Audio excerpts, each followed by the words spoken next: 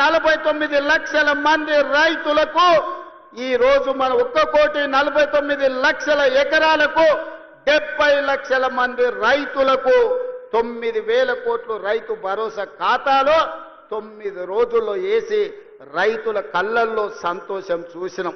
వ్యవసాయం దండుగ కాదు, వ్యవసాయం పండుగ అని గిట్టుబాటు ధరతో పాటు బోనస్ ఇచ్చినాం. రైతు రుణమాఫీతో పాటు రైతు భరోసా కార్యక్రమాలను అమలు చేసినాం.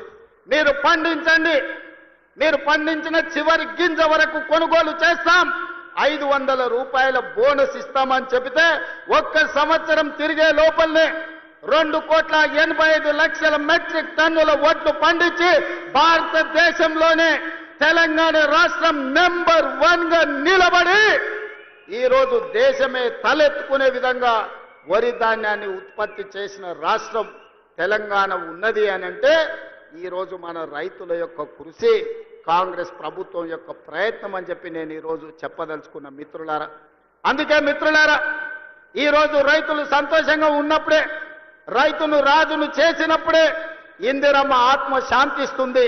సోనియమ్మ ఇచ్చిన తెలంగాణ ఒక పండుగ జరుపుకుంటుంది.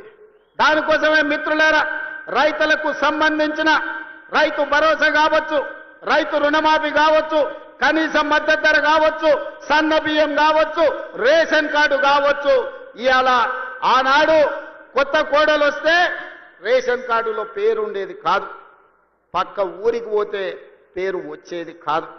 ఇవాళ అందుకే ఉత్తమ్ కుమార్ రెడ్డి గారు మేమందరం ఆలోచన చేసి దాదాపుగా 26 లక్షల మందికి ఇవాళ రేషన్ కార్డుల పేర్లు మార్చుకునే అవకాశం ఇచ్చినాం. 5,61,000 కార్డులతోని 17 లక్షల మందికి కొత్త రేషన్ కార్డులు ఇచ్చి 40 లక్షల పైగా ఈ రోజు తెలంగాణ బిడ్డలకు సన్న బియ్యం అందిస్తున్నాం. 3,10,00,000 మంది దాదాపుగా ఇవాళ సన్న బియ్యం తింటున్నారు అని అంటే కాంగ్రెస్ పార్టీ ఇందిరమ్మ రాజ్యంలో మనం తీసుకున్న నిర్ణయాలు. ఇవాళ